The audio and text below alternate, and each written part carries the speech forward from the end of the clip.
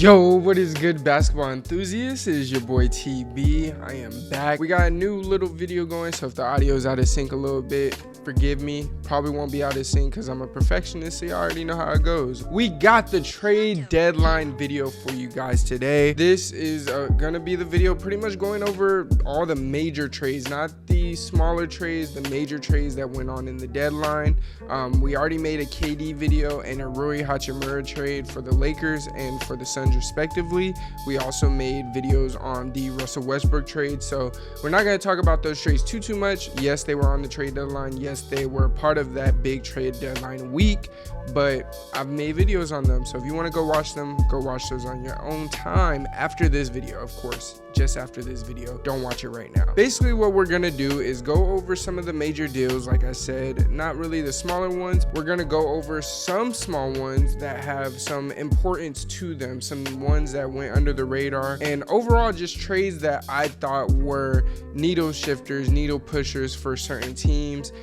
Some trades that may have been done for some teams and some trades that might have been perfect for some teams. Before we get into this video, as always, if you are not new, you know what to do. Drop a like on this video. Let me know what your most surprising trade of this trade deadline was to you. And if you're not new, welcome to the channel. Go ahead and hit that subscribe to stay, and I appreciate you being here. Now obviously the KD trade pretty much kicked off a wild trade deadline, and of course the Suns did get KD and TJ Warren for Mikal Bridges, Cam Johnson, four first rounders, 2 second rounders, and a first round pick swap for 2028. Now I will say this, I did kind of underrate this move when I initially talked about it in my video before, so I do want to touch on it just a tad bit. Like I said, I'm not going to dwell on it too much, but I do feel like I underrated this move when I first did the first video. Now we know what they lost in the Suns. I talked about that a lot more than I really probably like to have in the Suns video, but we didn't really talk about what they gained, and what they gained became it's an absolute offensive machine. Like I said before, I expect some good entertaining basketball, but to get KD on a team that already has Devin Booker,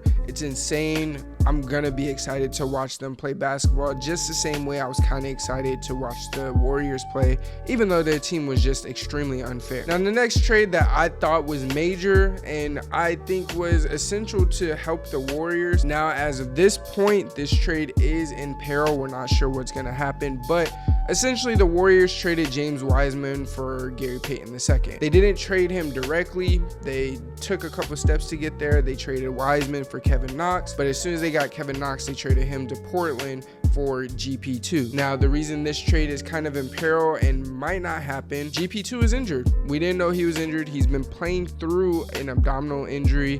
They said that the training staff has been kind of encouraging him to play through it.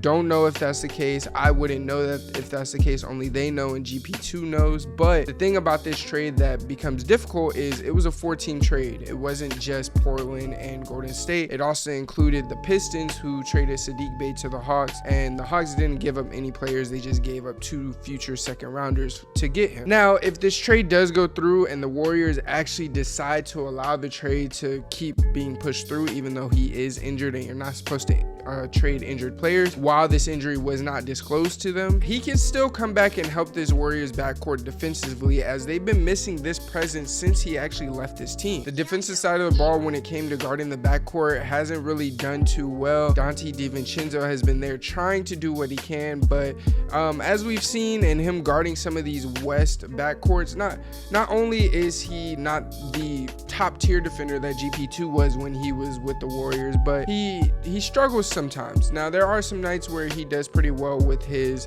matchup and he does what he needs to do, but for the most part the Warriors needed this kind of defensive presence to come back. Now if I'm the Warriors, I think I'm just gonna allow the trade to go through. GP2 is a guy that is pretty much an in-house guy, was integral to you guys winning a ring, and if he was able to play through what he was played through with toward all shots, maybe he can either still do that or he can try to, you know, rest and recover. Now the Warriors are in a tough spot in the West, so it depends on where they want to go with it. I don't think they're able to make a trade, being that the trade deadline is passed, so there's no way for them to make a move anyway. But it would be pretty awkward if James Wiseman has to come back out there. Now, in terms of the Trailblazers, Hawks, and the Pistons, who are also a part of that trade, I think the Trailblazers got fleeced. Simple as that. They got fleeced. You bringing in Kevin Knox for what? He's not that good. Now, they did bring in Cam Reddish with that, but still, like, pennies on the dollar. Like I said with the Rui Hachimura trade, it's like the Lakers upgraded from shit to farts. Like, it's an upgrade, but is it really? Like, come on now. Now, with the Hawks and Pistons, I think they both benefited greatly. The Hawks get a raw scorer who's experienced in the starting position and coming off the bench, while the Pistons get a big man, presumably assuming and basically getting ahead of the curve on not being able to get Victor Wembanyama this offseason. Now, it's a smart move to me, as it looks like the Rockets are going to end up getting him, and it will be great for Cade to have a big like him in the pick and roll game. So it'll be dope to see what the Pistons can do again if this trade goes through. Now, if it does go through, the Pistons have some talent and will be scary for the next couple years to come. Next up, we got Denver on the ledger. Now, the first one I want to talk about is Denver getting their much needed backup center. We all know Denver did trade Bones Highland, but I think a backup center was a little bit more beneficial and something that they needed more than, you know, getting Bones Highland out of there and getting somebody else in there. Now, they got their much needed center from the Lakers and Thomas Bryant, and Thomas Bryant apparently asked for a trade as he did not like his role being diminished when AD came back from injury. Granted, he was hooping, he was doing his thing. Hell, I even changed my Twitter name to Thomas Bryant's #1 fan for a couple weeks. It's AD. I'm not quite sure what you thought or expected was going to happen. Nonetheless, we traded him for Devon Reed and a much needed second round pick. Now, I consulted and talked to the biggest Nuggets fan that I know, the Drop Step. Go sub to him if you guys haven't already. And I asked him, what are we going to get out of Devon Reed? And his response was absolutely nothing. So I'm not excited about this trade, but that is okay, because personally, like I said, I liked the energy TB brought, but the Lakers did attempt to make up for that by trading Pat Bev to Orlando for Mo Bamba. So hopefully Mo Bamba can try to match that energy, but I don't see Mo Bamba with the same hunger that Thomas Bryant had. So we'll see. We'll see how it plays out. Now, next up, like I said, Denver traded Bones Highland to the Clippers. Now, there's been some drama surrounding Bones, his friends and family, and some of his teammates, namely Jamal Murray. I'm not too deep in Denver lore, but I do know 2 second rounders for a raw talent like Bones Highland. It seems like it's a bit cheap. Now, it could be my bias because I like Bones, and hopefully Bones does find a home in LA, and I can see him continuing to develop and become a pretty good guy in this league. But the Nuggets, they're not strangers to second rounders, as their big man is one of them himself, and he's probably one of the best second rounders of all time. If he's not, he's very close to that. But this could very easily turn into an amazing decision at the snap of a finger. There might be some slander, and I don't care what nobody say. Michael Jordan might be the best player of all time, but he is the worst executive of all time. Bro traded Mason Plumlee, who was producing at a career level for his team, for Reggie Jackson. On a team that has 2 guards already that are pretty good, don't need really much help. You got LaMelo, Terry Rozier. I don't know what you're doing there. Granted, you did trade away Devontae Graham, but it doesn't matter. He was trash. It doesn't matter anyway. Now, there was no reason for this trade, especially when all you got was a second round pick. I don't get this move. I don't get this trade. It's almost like MJ's just helping the Clippers. Why do you bring Reggie Jackson in? I don't know. I don't know. That's all I can say.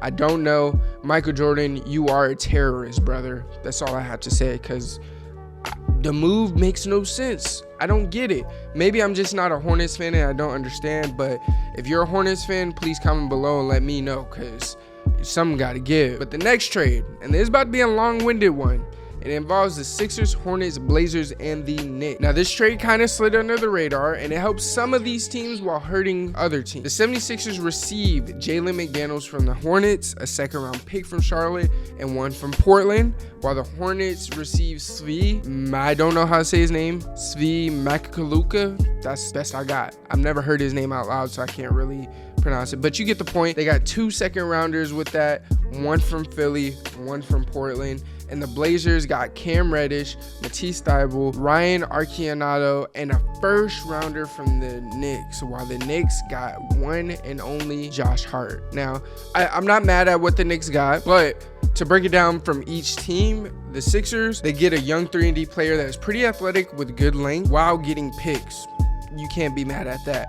The Hornets, they might as well have done nothing. MJ is the worst owner in history, as I said before. The Blazers get length and a pretty good defender in Cam Reddish that can score, who's looked great in his limited time for New York, and a pick. The rest, they stand the test to see what they'll do, because I'm not heavy on Matisse and Ryan Arcidiacono.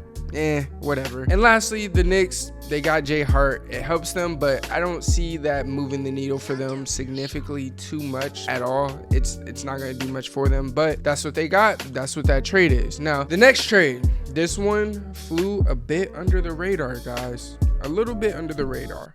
And it was the Pelicans obtaining Josh Richardson for Devontae Graham. Now, really and truly, this trade only helps the Pelicans.